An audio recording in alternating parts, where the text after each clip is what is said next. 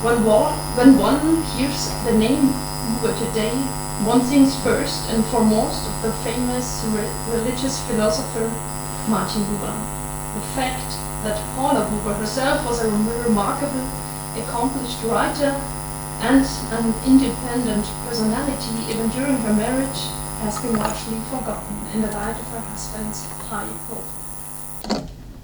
As the German philosopher and writer Margarete Sussman said, quotation mark, Martin Buber, ihn kennt die Welt, quite the opposite of his wife, one might add. For the title of my lecture already picks up on this, Paula Buber was and still is often invisible. As an author in her own right or as a partner in life and work of Martin Buber.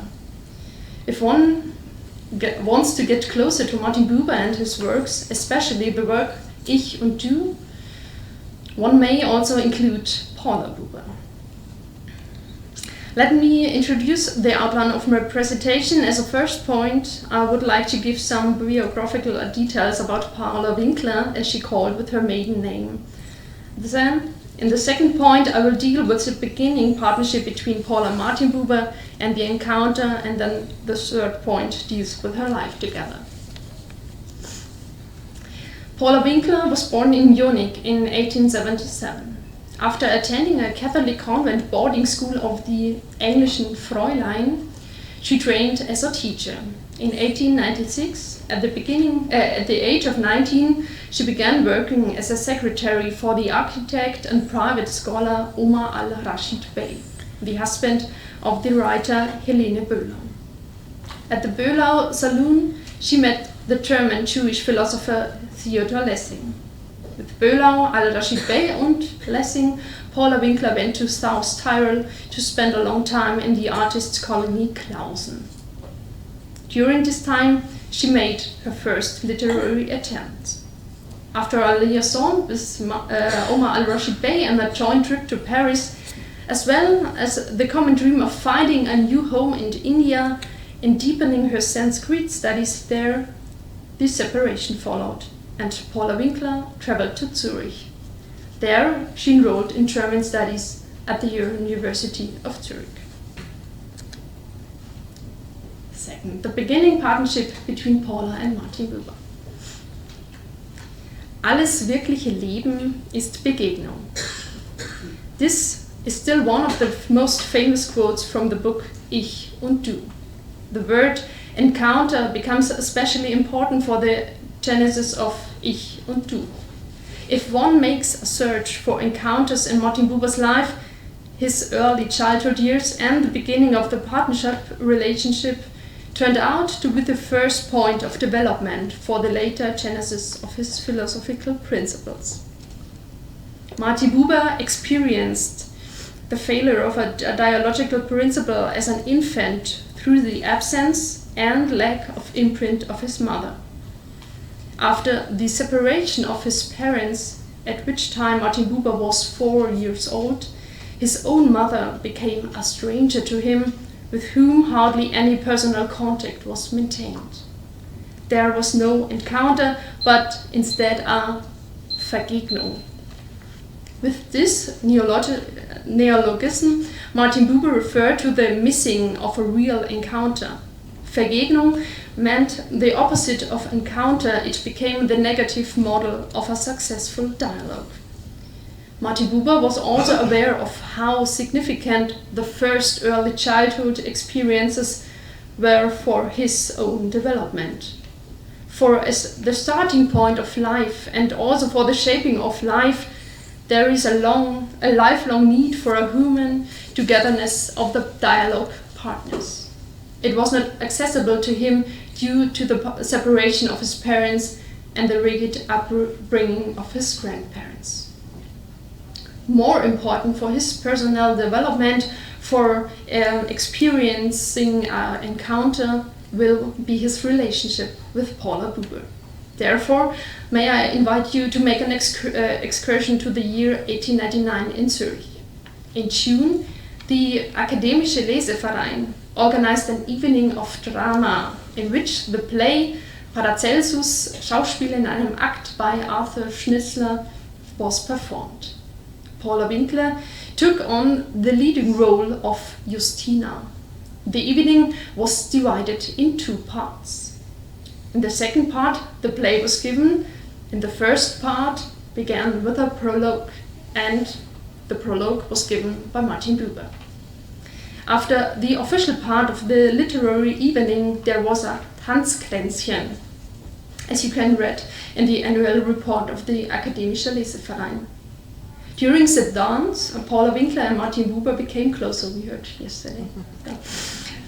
It was the beginning of a great love story. At the end of the night of dancing, it is said that both decided that the person at their side should become their life partner. From now on, they wanted to dance through life together.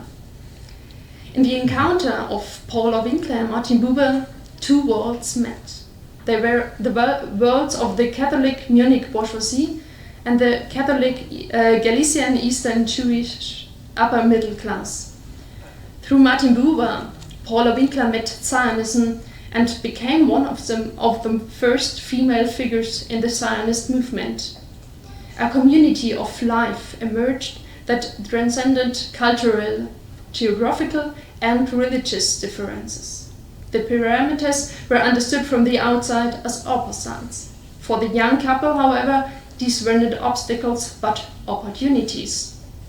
Their love for each other was to show in the almost 16 years of their relationship until Paula Buber's death, that circumstances need not to be directional. In their reading, the 2 can stand for a clash of diverse developments which they were also to influence and co-determine in the years to come. The role of Paula Buber is to be considered about the development of Martin Buber, which from the beginning of their contact enabled him the possibility of becoming human. He himself was aware of this. Therefore, it is not surprising that Martin Buber often refers to his partner with the word mother. For it was only in his acceptance by her and also in his awakening of the ability to dialogue that his own personal and also professional development was founded. Paula Winkler enabled him to overcome his early childhood experiences by taking the vacant position of mother. Martin Buber saw his partner as the beginning of his individual development and the connection between intellectual work and private life. After only 1 year of knowing her, he stated, "Mother of my child are you, and secret mother of all my dreams and works." The topic of education as a basic for an awakening of the readiness for dialogue and an opportunity for encounter was to play an important, although different role in the overall work and life of Paula and Martin Buber from the beginning of their relationship. Martin Buber, often referred to as an educator to this day, advocated for the topic of education, especially in the 1920s. The former teacher-trainee, Paula Buber, took care of the practical pedagogical implementation and was in the trust sense of the word an educator for the generation of children and grandchildren. Paula Buber lived that education and readiness and ability for dialogue which Martin Buber later put into words. The correspondence of this period with the child members of the family bears witness to a committed and sensitive mother and grandmother who always allowed time and space for a common conversation. The letters that Tamara and Heike read out earlier provide clear evidence of this.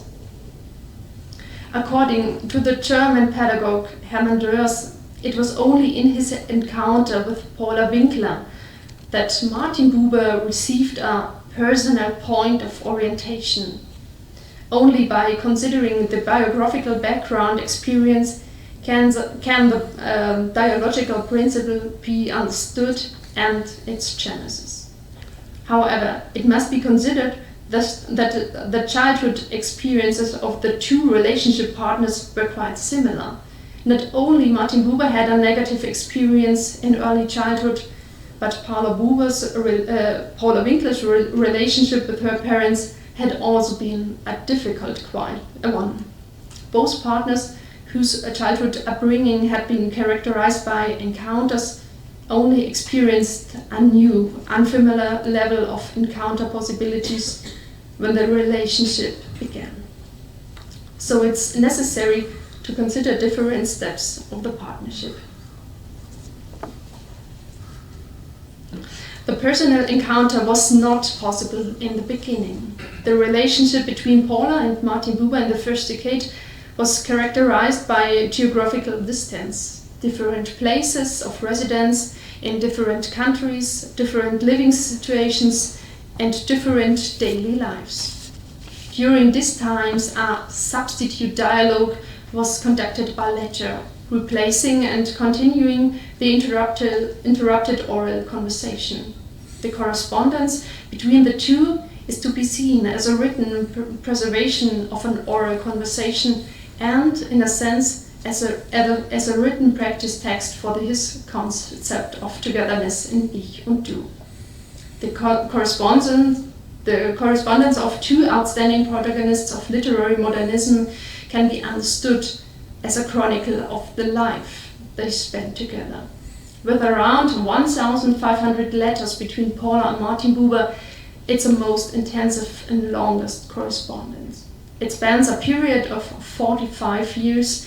In terms of content, the letters are rich in documents of the private struggle for the relationship, but also in discourses on works, both by Martin Buber and by Paula Buber.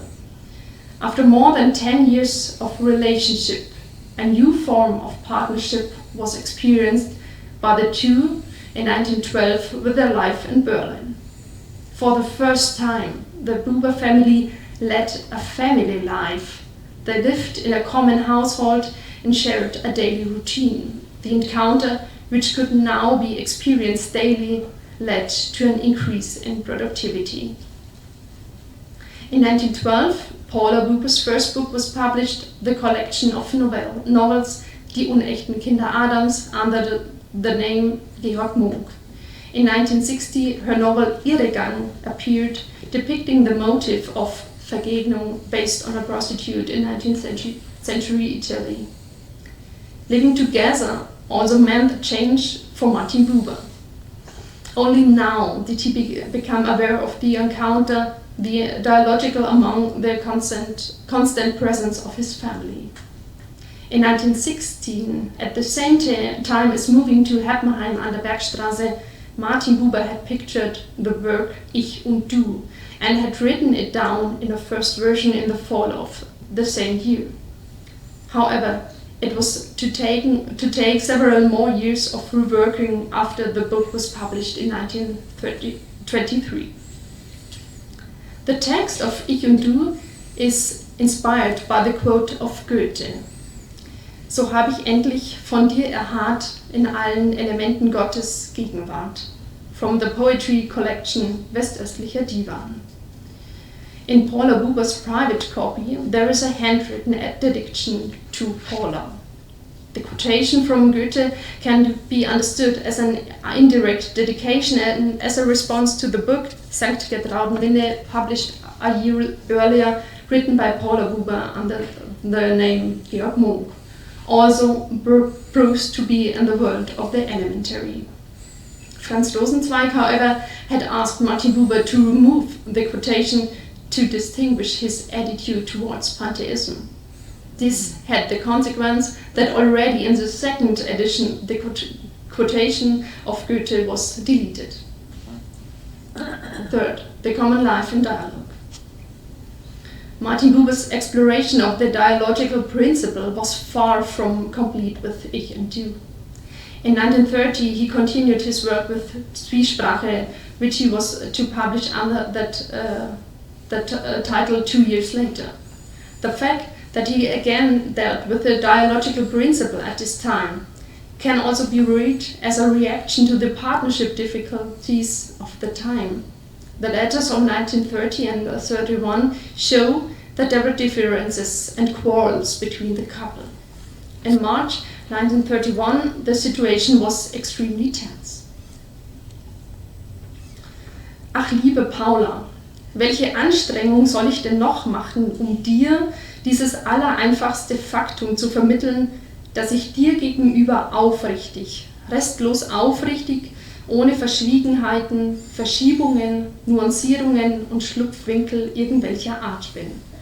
Das scheint ebenso schwer zu sein wie die Übermittlung des anderen, womöglich noch einfachen Faktums, dass außer meiner Tochter du die einzige Frau auf der Welt bist, an der mir gelegen ist. Ja, dass nirgendwo eine lebt, an der ich auch nur mäßig persönliches Interesse hätte. The tense atmosphere led to written Ungesprächen, as Martin Buber put it. She herself was aware of Martin Buber's emotion during these debates. In letters from this time to Martin Buber, she referred to herself as Hausdrachen. However, the fact that a contention was also a form of dialogue, and sometimes a very productive dialogue, was to prove in the future. When the quarrel died down, the linguistic style also changed, as the scholar formulated to his wife. Hoffentlich finde ich in Amsterdam einen Brief von dir vor, aus dem ich etwas Luft des wahren Einvernehmens, des wirklichen Zwiegesprächs atmen kann. Es ist die Luft, ohne die meine Seele am Ersticken ist. The debate between the two led to a revival of Martin Buber's lyric work in later years. He again wrote poems to Paula Buber. The young Martin Buber had written poetry primarily to his partner in the beginning of the relationship. In letters of Martin Buber to Paula Winkler, there are several poems unknown to science until today, which sometimes replace the letters as epistolary poetry. The knowledge of his own intact family and partnership put Martin Buber in the necessary position to write poetry. Paula Winkler also tried her hand at writing verse. The partnership became not only the source of inspiration and the subject of the poems themselves, as in the poem Lege die Hand mir die deine, but again the first instance of reading and editing. Returning to the 1930s, the differences between Paula and Martin Buber caused the cornerstones of the relationship to shake for the first time after more than 30 years. When Martin Buber continued to work on the dialogical principle in 1932 with his book Zwiesprache, he made the collaboration lucid. Initially, the one-liner Zwiesprache war's und ist's mit dir was included. It developed into a four-liner poem which was included in the second edition and was now called An Paula, der Abgrund und das Weltenlicht, Zeitnot und Ewigkeitsbegier, Vision, Ereignis und Gedicht, Zwiesprache war's und ist's mit dir. The spelling is important here. The first and the last part of the last line are written in capital letters and form a frame, so to speak. One could omit the inner part, and thus it would read An Paula, Zwiesprache war's und ist's mit dir. On the occasion of the dedication of the first edition, Paula Buber wrote to her husband, Für das Buch danke ich dir, auch für deine Worte darin. Ich habe es weggelegt und keinem gezeigt. How closely Paula Buber was involved in Martin Buber's work process throughout her life is also shown by impression of the couple's collaboration handed down by Fridolin Stier. Fridolin Stier was an Old Testamental scholar, and he wanted to know from Paula Buber, what is he like, Martin, when he can't find the word he's looking for days on end? Insufferable, she said. But then sometimes he wakes me up in the middle of the night and says, Paula, I got it. Those day and night exchanges, carried out in person or by letters, were what made possible the creative and intellectual climate necessary for the genesis of Martin Buber's countless works. Paula Buber was the person at Martin Buber's side who probably knew him best. She was a speaker and manager, co-author and editor, muse and source of inspiration. Katja Pushidasi summarizes this as follows. Paula Buber-Winkler participated in all areas of Martin Buber's work in different ways, even in the philosophy of dialogue, where it is not so much the writer, but above all the wife, who is essential for the creation of the work. The conclusion. The beginning of the partnership marked the beginning of the encounter, the bringing forth of the creative potential and also of Martin Buber's lyrical work. The end of the partnership caused by Paula Buber's death in August 1958 was not the end of the lyrical work. Buber's private estate contains poems written after Paula Buber's death, including the following two-line poem. Dies ist die Stunde und dies die erkorene Stelle, Blick in den See und träume, du seist eine Welle. The personal dialogue, now no longer practicable, now focused more on the lyrical dialogue. Poetry becomes a possibility of conversation between his world, this world, and the other. The dialogue between Paula Buber and Martin Buber, the exchange between ich und du, was a dialogue beyond death. Thank you for your attention.